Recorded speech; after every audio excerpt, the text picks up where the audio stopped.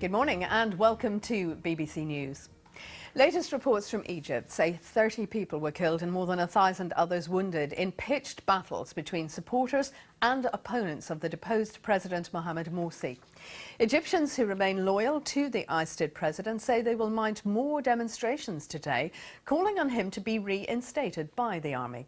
Well, with me now is the Middle East analyst, Sakar Al-Makhadhi. Thank you very much for coming in. Why has the army allowed this to happen in the first place? Simply, as Rana was talking about, because millions took to the streets, because there were widespread demonstrations calling for Morsi's overthrow. But I think really you've got to look at the nature of the Egyptian army. You know, they weren't acting purely in benevolent service of the Egyptian people. They control between 30 and 40% of the Egyptian economy, and they were watching their wallets. And clearly they felt that continued Morsi rule wasn't good for the Egyptian army's bank accounts. OK, but there doesn't seem to be a plan, does there? There's a vacuum at the moment as to what happens next. There is.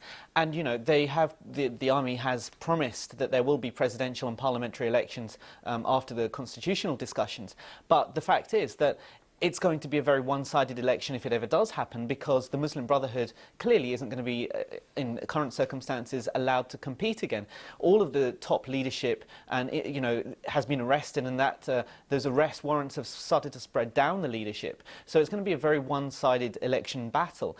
And the fact is that around half of the Egyptian people voted for the Muslim Brotherhood, so that's a large section of the Egyptian population that is likely to be disenfranchised. So this is not democracy, is it? In some ways it is. It's been called a democratic coup d'etat for a very simple reason, and that is because the president, who had only been in office for 12 months, had started acting in very authoritarian ways and started deviating from what would be expected of a democratic leader. You know, the constitution wasn't even in place when he was elected, so he was able to, some say, to shape that constitution. So what happened was that the people took to the streets and refused to accept that continued rule. But I think the difficulty is that, you know, we're seeing a very one-sided picture of Egypt at the moment. We're seeing Cairo, which is a bubble really in Egypt, as well as Alexandria. You know, they voted overwhelmingly in favour of the third-placed candidate in the Egyptian elections, who was a secular leftist. Hamdin Sabahi wasn't even in the runoff, one of the top two. And so we're seeing kind of the outcomes of that polarisation in Egypt between the rural areas and the cities. What's the difference in the way the army has acted this time from when Hosni Mubarak was overthrown? Well, they've been very clear to put a civilian front in this time. So they've pulled out Mohammed al-Baradei and religious leaders as well to kind of show that they're representing a broad spectrum of society, you know, the Islamists as well as the seculars. And they're very keen to do that because last time they were accused of monopolising power and of overstaying their welcome. And, you know, there were protests on the streets calling for the overthrow of the Supreme Council of the Armed Forces the last time they were in power. They're keen to maintain what they perceive as their current legitimacy and continue that into the future. Is the United States right to be worried about what effect this might have on the region?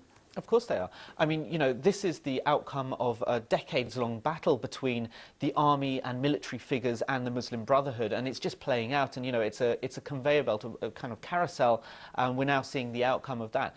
I think, you know, the Muslim Brotherhood's tentacles spread across the region.